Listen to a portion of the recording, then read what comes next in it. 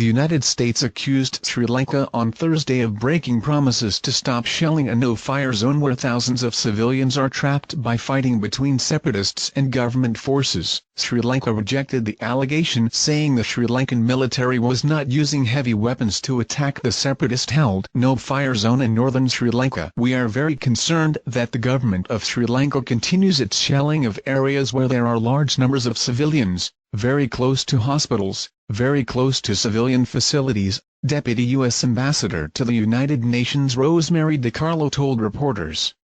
"We have urged the government of Sri Lanka to cease the shelling near civilian areas," she said after the UN Security Council met informally behind closed doors to discuss Sri Lanka. "We've had promises, but we need to see results." Sri Lanka's ambassador H.M.G.S. Paliakara rejected the accusation, though he acknowledged that the government was returning fire when attacked by Liberation Tamil Tiger LTTE, forces from inside the no-fire zone. "They, government forces, are not firing heavy weapons into the safe zone," he said. "Because Sri Lanka's forces have come so close to the military safe zone, there is no sense in firing at short-range heavy weapons.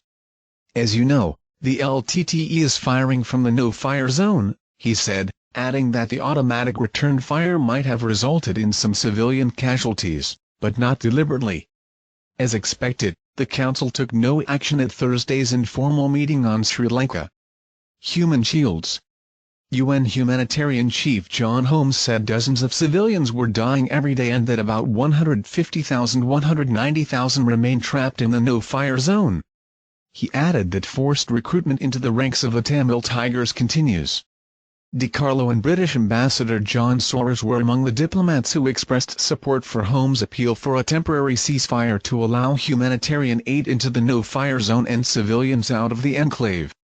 The Sri Lankan envoy said that was fine with his government, but not the Tamil Tigers. "The Sri Lankan government is ready to let the civilians go today," Paliakara said. "The issue is the LTTE is not willing to let them go." DiCarlo, Soares and other council envoys criticized the Tamil Tigers, a group that Western governments have listed as a terrorist organization. "We condemn the LTTE," DiCarlo said, "and we certainly condemn the fact that they use civilians as human shields."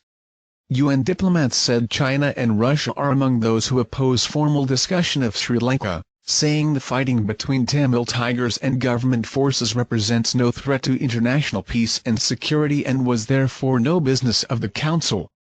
Soares said it was not clear if the Security Council would take up the issue again, since it is not officially on its agenda.